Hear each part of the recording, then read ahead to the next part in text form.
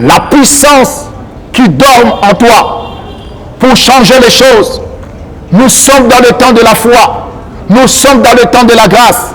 Nous sommes dans le temps du règne du Christ où chacun de nous est appelé à dégager son énergie spirituelle.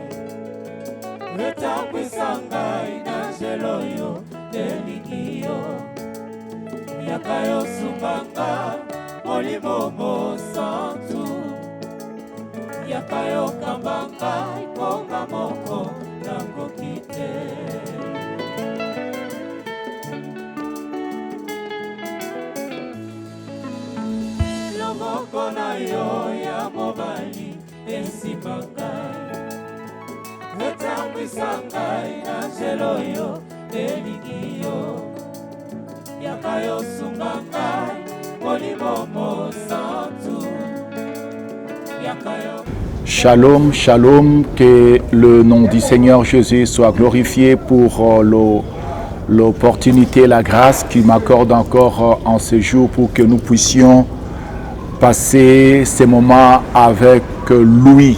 Et je rends grâce au Seigneur qui a disposé ton temps pour que tu sois le bénéficiaire de cette visitation divine. Et je suis persuadé par la grâce du Seigneur, tu seras édifié, tu seras béni par le Saint-Esprit. C'est pourquoi ce matin, je vous salue dans le nom du Christ, Seigneur Jésus-Christ. Vous tous qui me suivez dans notre école de la sagesse, la voie du ciel ouverte, dans notre espace chaîne YouTube.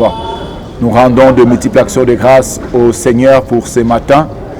Et si tu peux monter avec moi au pied de la croix du trône de grâce et de la gloire, prions au nom de Jésus. Yahweh Elohim, Abba Père de toute gloire et de toute grâce, Maître de l'univers, l'alpha et l'oméga, Maître de temps et des circonstances, je viens au pied de la croix de ton trône avec mon frère et ma soeur que tu as disposé son cœur ce matin, de t'écouter au travers de moi pour recommander ces instants entre tes saintes mains. Merci pour ton alliance qui nous couvre, merci pour le Saint-Esprit, merci pour l'onction émanant de ton cœur et de ton trône qui va manifester encore ce matin la Seigneurie de Jésus-Christ par ta pensée qui sera dispensée. Merci pour ta sainteté, merci pour ton règne, merci pour ta volonté manifeste et merci pour le ministère de tes saints anges. Je bénis mon frère et je bénis ma soeur devant ta face dans le nom de Jésus-Christ. Et nous proclamons ta sainteté, ton règne et ta volonté. Nous avons ainsi prié. Amen. Que le nom du Seigneur soit glorifié pour la grâce qu'il nous accorde encore en ce jour dans notre école de la sagesse, la voie du ciel ouverte. Et en ce jour, pour ce matin, nous allons intituler un petit thème que je l'ai intitulé « Il faut que tu arrives à définir l'ère de Dieu avec précision ». Je le répète, il faut que tu arrives à définir l'ère de Dieu avec précision. C'est ça le sous-thème que nous allons développer dans notre école de la sagesse, la voie du ciel ouverte. Nous allons développer ce sous-thème que je l'ai intitulé « Il faut que tu arrives à définir l'ère de Dieu avec précision ». Tu dois arriver à définir l'ère de Dieu avec précision. Alors prenons avec moi la Bible, la parole de Dieu. Nous allons lire un texte de la Bible qui va nous introduire dans notre enseignement de ce matin. Évangile selon Jean, chapitre 2, versets 3 à 4. Je lis au nom de Jésus. Le vent ayant manqué, la mère de Jésus lui dit ils n'ont plus de vent. Jésus lui répondit, femme, qu'y a-t-il entre moi et toi? Mon heure n'est pas encore venue. Amen. Prenons Marc, l'évangile selon Marc, chapitre 14. 14, le verset 41. Je lis au nom de Jésus.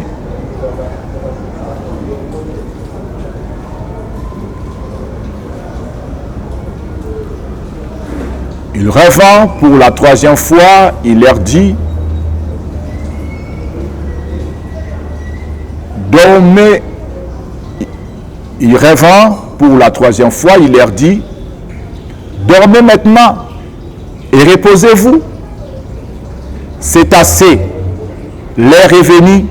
Voici le Fils de l'homme est livré aux mains de pécheurs. Que ce Logos devienne réma pour équiper ta foi, édifier ta foi, amener ta foi à la perfection, amener ta foi à atteindre le but, les raisons et le sens pour lesquels Dieu est l'auteur de ta destinée sur la terre des hommes. Nous bénissons le Seigneur et je ne cesserai pas de le dire, si pour le monde le souffle de vie c'est une gratuité, pour nous les enfants de Dieu, le souffle de vie n'est pas une gratuité, mais une responsabilité où chacun de nous est appelé à retourner vers l'auteur du souffle de vie pour apprendre à connaître les raisons pour lesquelles Dieu nous accorde le souffle de vie sur la terre. Parce que le souffle de vie, c'est le carburant de la destinée. Le souffle de vie est le carburant de la vie. Alors tu ne peux pas recevoir le carburant de l'État sans savoir les raisons pour lesquelles l'État t'a donné le carburant. C'est pour accomplir sa tâche, sa mission qui t'a confiée. Ainsi, le souffle de vie, c'est une responsabilité où chacun de nous doit revenir au pied du Seigneur pour apprendre la raison pour laquelle Dieu les garde en vie sur la terre des hommes. Nous ne sommes pas appelés à prendre le souffle de vie pour le gaspiller sur la terre. Mais nous devons utiliser le souffle de vie pour servir le voie de Dieu, le plan de Dieu, la raison, le but et le sens pour lequel Dieu est la source de ton souffle de vie. C'est très important d'aider. Dieu t'a investi de sa divinité. Tu n'es pas Dieu selon tes pensées. Tu n'es pas Dieu selon tes voies. Tu es Dieu à se conformer aux instructions de Dieu. Ce sont les instructions de Dieu qui te fait Dieu. Lorsque tu es hors des instructions de Dieu, tu n'es pas Dieu. C'est pourquoi Dieu a dit à Moïse, je te fais Dieu avec précision en Égypte devant Pharaon. Si Moïse allait à Syrie, là il ne pouvait pas être Dieu. Parce que la précision de l'instruction de Dieu te fait Dieu. Sans les instructions de Dieu, tu ne peux pas opérer dans la dimension de Dieu sur la terre. Si le prophète Élie est arrivé à défier les 850 prophètes de Baal parce qu'il avait écouté les instructions de l'Éternel, présente-toi devant Akab. C'est-à-dire, en exécutant l'instruction de Dieu l'a fait Dieu. Nous échouons beaucoup dans la vie, dans tous les domaines de la vie, parce que nous voulons marcher avec la divinité de Dieu sans les instructions de Dieu. On ne gaspille pas l'onction de Dieu. Lorsque Dieu investit son nom dans ta vie, l'onction de son nom est budgétisée pour accomplir l'essence, les raisons et le but pour lesquels Dieu a investi son nom sur toi. Alors lorsque tu veux utiliser l'onction qui s'attache au nom de Dieu dans tes voies, tu rencontreras des combats où la divinité de Dieu ne se manifestera pas. Parce que la Bible dit, Dieu dit à Josué, écoutez très bien, parce qu'il y a beaucoup des enfants de Dieu qui ne maîtrisent pas la pensée de cette écriture. Lorsque Dieu dit à Josué, tout lieu que foulera la plante de tes pieds, je te les donne en possession, c'était le lieu de l'instruction, le lieu où Dieu l'a instruit. Il dit, tu vas à Canaan. Alors comme c'est moi qui t'envoie à Canaan, personne ne se tiendra devant toi parce que le lieu où tu vas, j'ai mis ça à ta position. Toi, tu veux aller en Europe, Dieu te dit aller en Angola. Toi, tu pars en Europe, tu dis tout lieu que foulera la plante. Non, là-bas, tu vas rencontrer le diable à personne. Le diable va t'affronter comme un être humain parce que là, tu n'es pas Dieu. Tu es Dieu lorsque tu as instruit, tu as suivi les instructions de Dieu.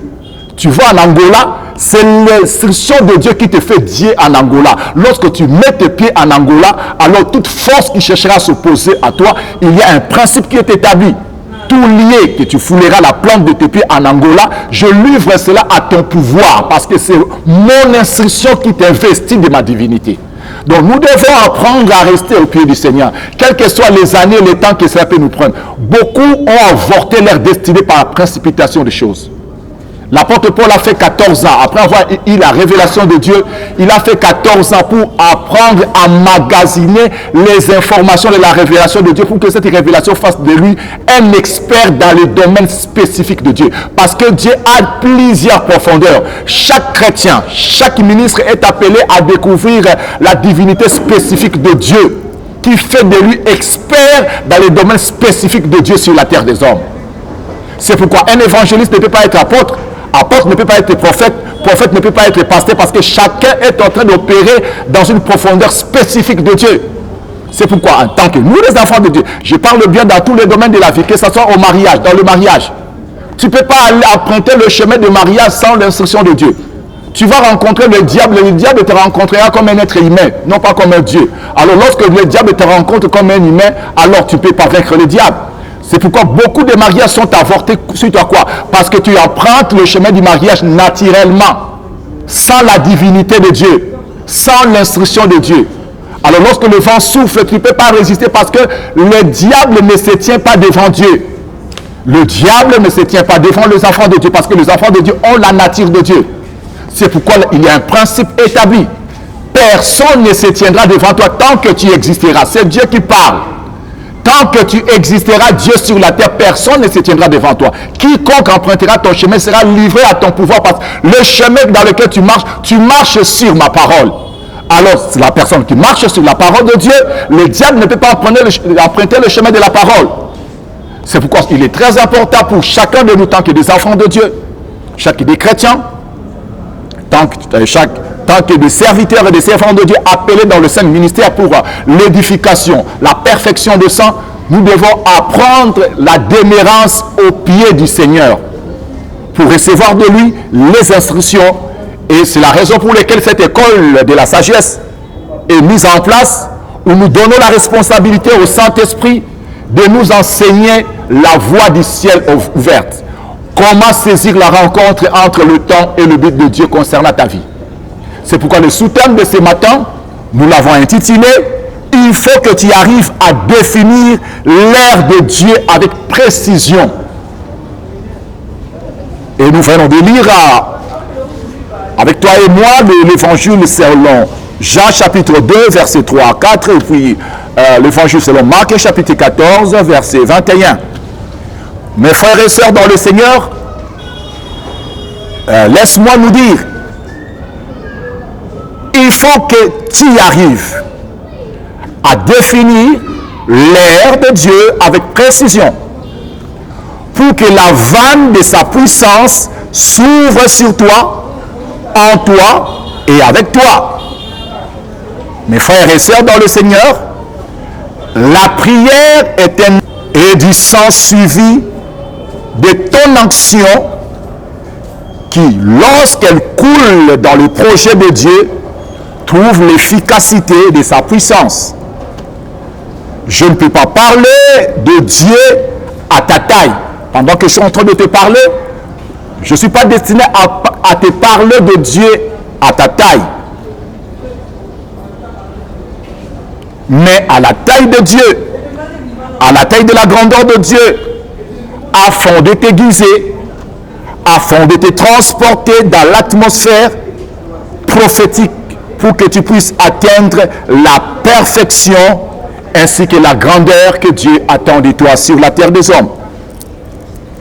Mes frères et sœurs dans le Seigneur, dans le livre d'Exode, chapitre 19, c'est l'Éternel qui parle à Israël. Israël voit comment je t'ai transporté sur le dos de mes ailes, comme la mère aigle transporte ses petits aiglons, pour te ramener sur ma montagne, sur ma haute montagne, qui te donnera, qui t'est donné dans le temps, en suprématie. Tu vois, Dieu libère Israël sous l'emprise des Égyptiens. Il transporte Israël sur son dos. Il amène Israël sur sa haute montagne. Or, la haute montagne représente la position supérieure. Il y a plusieurs montagnes. Si on distingue la montagne de Jérusalem aux autres montagnes, ce n'est pas par rapport à la taille physique. Parce qu'il y a des montagnes qui surpassent la montagne de Sion. Il y a plusieurs montagnes de Chirangongo, plusieurs montagnes qui sont plus élevées. Mais ce qui fait la grandeur de la montagne de Sion, c'est parce que ce Dieu qui a fait de cette montagne sa résidence. Lorsque Dieu te ramène sur sa montagne, Dieu te donne la suprématie. Dieu fait de toi une référence. Dieu fait de toi un panneau indicatrice pour orienter plusieurs. Dieu ne peut pas te prendre de la bassesse pour t'amener dans les lieux élevés et te laisser comme ça. Dieu t'amène dans les lieux élevés, le plus élevé, sur sa montagne, pour que tu deviennes l'expression de sa divinité, pour influencer plusieurs. Pour influencer plusieurs. Et lorsque Dieu te transporte, il t'amène pour que tu puisses découvrir sa grandeur mise à ton compte. Sa grandeur mise à ton compte. C'est très important. C'est pourquoi je te dis ce matin que je ne te parle pas de Dieu de la manière, je ne te parle pas de Dieu de la taille de l'homme. Je ne te parle pas de Dieu de la taille de ta pensée. Je ne te parle pas de Dieu de la taille de ta pensée, mais je te parle de Dieu de la taille de la grandeur de Dieu qu'il a investi en toi. C'est cette grandeur, c'est cette mentalité qui peut transformer ta façon de voir les choses. Pour que tu arrives à découvrir la position que Dieu t'a donnée sur sa montagne, pour que tu puisses influencer la terre. Tu puisses impacter la race humaine. C'est très important, mes frères et sœurs dans le Seigneur. Que le nom du Seigneur soit glorifié. Dans l'épître de Colossiens chapitre 1, verset 13, l'apôtre Paul nous dit quelque chose de très important. Il parle dans le langage du Saint-Esprit en disant: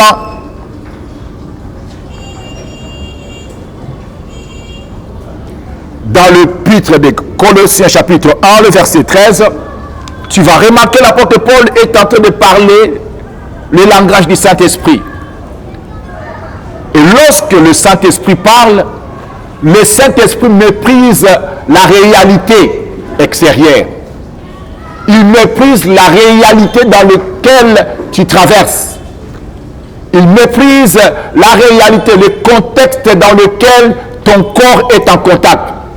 Il veut t'amener à comprendre ta position spirituelle qui te fait Dieu afin de bien fonctionner ton vaisseau spatial. Lorsque je parle de ton vaisseau spatial, ou bien ton navire, c'est ton corps. Essaie de réaliser un pilote qui est en train de naviguer son appareil et son appareil traverse les zones de turbulence.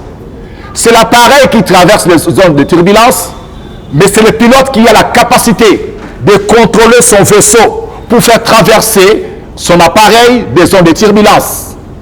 Et de même, comme les capitaines d'un bateau, lorsque le bateau traverse le vent et les tempêtes, alors c'est le capitaine qui a la capacité de maîtriser son navire afin que son navire traverse cette zone de turbulence.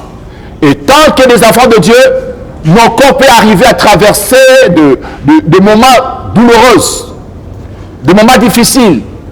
Mais ce qui est important, c'est ici que l'apôtre Paul est en train de nous interpeller, que nous sommes arrivés à conserver le langage de l'esprit, le langage de la foi, le langage de la parole, comme l'Éternel a ignoré la réalité du désert. Il a ignoré la réalité des scorpions et des serpents dans le désert, un lieu inhabitable, mais il a amené Israël à prendre conscience qu'il est sur son dos. C'est-à-dire c'est Dieu qui les transporte. C'est Dieu qui les amène quelque part. C'est pourquoi l'apôtre Paul, dans l'épître de Colossiens, chapitre 1, verset 13, il nous amène encore à prendre conscience que le Seigneur nous a transportés. Il nous a transportés dans son royaume de la lumière. il y a un transport. C'est Dieu qui nous transporte. Alors lorsque Dieu nous transporte, nous devons avoir la lecture de Dieu. Nous sommes appelés à avoir le langage de Dieu, être conscients de la position, les contextes dans lesquels nous nous retrouvons, les cadres dans lesquels nous nous retrouvons. Nous sommes dans les cadres de Dieu. Tout ce qui se passe de l'extérieur ne peut pas nous affecter, nous bouger, parce qu'il y a quelqu'un qui nous transporte, il y a quelqu'un qui nous amène vers la destination, vers le lieu qu'il a prévu pour chacun de nous, étant que ses fils et ses filles en mission sur la terre des hommes. Que le nom du Seigneur soit glorifié. Je prends l'exemple d'Exode 19 sur l'Éternel qui parle à Moïse, à Israël, d'ignorer le désert, parce que c'est l'Éternel qui les a transportés sur son dos, les amena sur sa haute montagne, qu'il a conquis pour eux, cette montagne qui donnait à Israël la suprématie, parce que Dieu a pris Israël sous le pied des pharaons, sous le pied de l'Égypte. Il les a transportés pour leur donner la suprématie, mais où? Sur sa haute montagne. Il faut que Dieu t'amène vers sa montagne. C'est la montagne de Dieu qui officialise ta suprématie sur la terre. C'est la montagne de l'Éternel qui témoigne ta position sur la terre. C'est la montagne de l'Éternel qui qualifie en quoi tu es investi de la grandeur de Dieu sur la terre. C'est la montagne de Dieu qui officialise en quoi tu représentes le poids de la gloire de Dieu sur la terre. Il faut que Dieu t'amène au sommet de la montagne. Comme dans Matthieu 17, verset 1 à 3, où notre Seigneur Jésus a pris Pierre, Jean et Jacques, les a transportés. Il les a mis à part, il les a transportés sur une haute montagne. Là, il se transférera devant eux. Il faut que nous arrivons. Laissons Dieu nous amener au sommet. Lorsque Dieu nous amène au sommet, il nous métamorphose. C'est là où les choses changent. C'est là où notre focus change. C'est là où notre façon de voir les choses change. C'est là où notre langage change. Et nous manifestons la divinité de Dieu investie en nous. Et dans Colossiens 1, verset 13, l'apôtre Paul insiste encore qu'il y a un transport, c'est l'Éternel lui-même qui nous a transportés dans le royaume de la lumière de son bien-aimé. Il y a quelqu'un qui te transporte. Alors lorsque tu es dans le vaisseau de la personne de Dieu, il faut que la personne de Dieu te fasse explorer les choses. Mais toi, tu es dans le vaisseau de la personne de Dieu, mais tu explores ton passé. Tu explores les réalités extérieures. Non, c'est quelqu'un qui t'amène. Alors tu dois expérimenter, sentir, goûter, contempler la personne qui t'amène.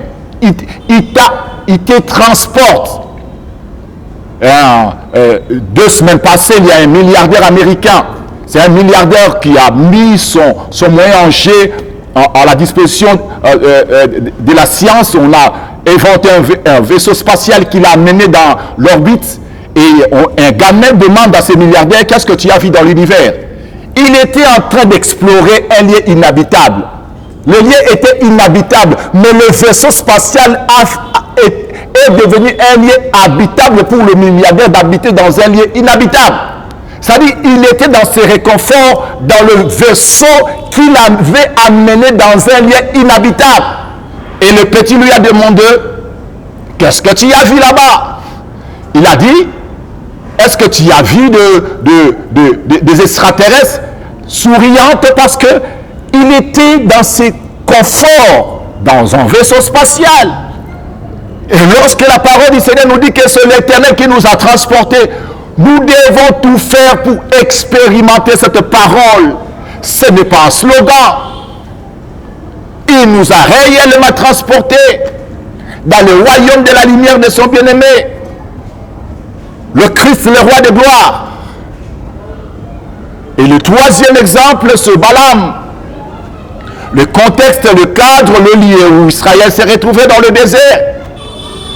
C'était dans une vallée. Israël, dans la réalité, il était dans une vallée. Dans une vallée, dans le lieu inhabitable, dans le désert. Il n'y a rien d'éclat, rien de splendeur. Dans un vallée. Mais c'est Balaam et Barak qui s'est retrouvés sur le sommet de la montagne. C'est eux qui avaient la position supérieure. Mais lorsque Dieu a ouvert les yeux de Balaam, au lieu de voir Israël dans la vallée, Balaam a dit quelque chose de très important. Il a dit, Israël, je le vois, il est au sommet de la montagne. Il est au sommet, mais la réalité, il est dans la vallée. Mais lorsque Balaam monte, il voit un peuple qui est dans la vallée, mais il voit en même temps, ce peuple se retrouve au sommet de la montagne. Ils étaient au sommet de la montagne. Il décrit ce peuple. Il dit, ce peuple a un roi qui le gouverne. Ce roi déploie sa vigueur sur son peuple comme un buffle. Tu vois comment Balaam est en train de décrire Dieu sur Israël. Tu vois comment Balaam est en train de décrire la responsabilité de Dieu sur Israël. Comment Balaam est en train de décrire la position de Dieu sur Israël et la position que Dieu a donnée à Israël. C'est au sommet de la montagne. Mes frères et sœurs dans le Seigneur, la foi chrétienne, la vie chrétienne, c'est la vie de l'information. Lorsque tu arrives à maîtriser les informations de ton royaume, alors tu peux manipuler le monde des esprits ainsi que le monde des hommes. Tu peux atteindre le but pour lequel Dieu t'a fait Dieu sur la terre. Il faut que tu y arrives. Il faut que tu y arrives avec le renouvellement de l'intelligence. Il faut que tu y arrives avec la sagesse qui te donne la capacité de percevoir les choses comme Dieu, afin que ton langage soit divin, pour que tu arrives à dégager la puissance qui dort en toi pour changer les choses. Nous sommes dans le temps de la foi. Nous sommes dans le temps de la grâce. Nous sommes dans le temps du règne du Christ, où chacun de nous est appelé à dégager son énergie spirituelle, à dégager son énergie surnaturelle pour changer les données physiques de sa vie en mission sur la terre des hommes. Nous sommes appelés à y arriver. Nous sommes appelés à y arriver, à changer les choses, à modifier les choses, parce que le Dieu que nous servons, il est le maître de temps et des circonstances. Il change les temps et les circonstances.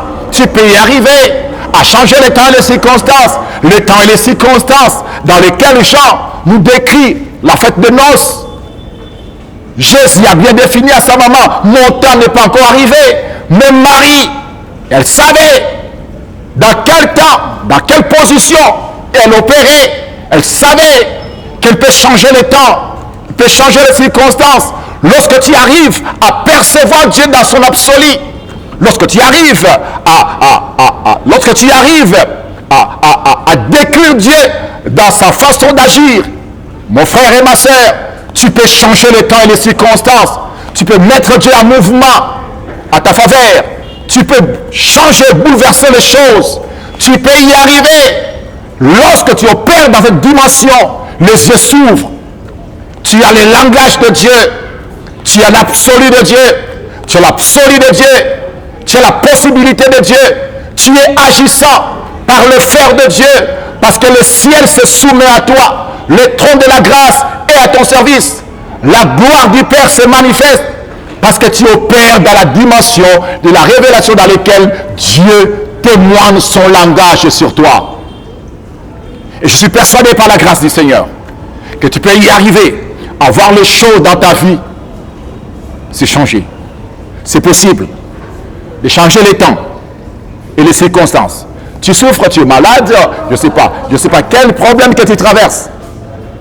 Mais tu es appelé, mon frère et ma soeur. Il faut que tu arrives à définir l'ère de Dieu avec précision. Tu es appelé à définir l'ère de Dieu avec précision. Pour y arriver, tu dois voir le comportement de Marie devant Jésus. Femme, ce n'est pas mon ère, mais il avait la capacité de comprendre. C'est l'heure de Dieu, c'est l'heure de Jésus. Aucune circonstance ne peut m'empêcher d'obtenir c'est en quoi je crois que Dieu est capable de faire quelque chose dans ma vie. Lorsque le temps de Dieu arrive dans ta vie, tu peux rencontrer les combats, l'opposition. Mais lorsque tu comprends que c'est le temps de Dieu, fonce. Ne te laisse pas intimider par qui que ce soit. Fonce. Lorsque Jésus a compris que son temps était arrivé, il ne s'est pas laissé. Il a affronté son temps avec détermination et avec courage. Et aujourd'hui, il est assis à la droite de Dieu. Je le crois de tout mon cœur. Et laisse que le Saint-Esprit, par sa sagesse, qui puisse t'amener à comprendre cela, et que cela soit une bénédiction de l'Éternel sur toi. Je ne connais pas les situations que tu traverses, mais laisse que l'enseignement de ce matin soit vie et esprit sur toi, que les choses s'accélèrent dans ta vie, que des portes des opportunités s'ouvrent, que des portes de connexion s'ouvrent, que toute montagne à l'opposition sur ta vie soit anéantie et que les choses s'accélèrent à ta faveur, comme au temps des fêtes de noces. Et que tu puisses affronter ton chemin parce que tu sais que tu es dans le temps de Dieu, comme Jésus a affronté le temps de la croix et aujourd'hui il est couronné à la gloire à la droite du Père. Que le Seigneur vous bénisse. À nous revoir la semaine prochaine. Bye.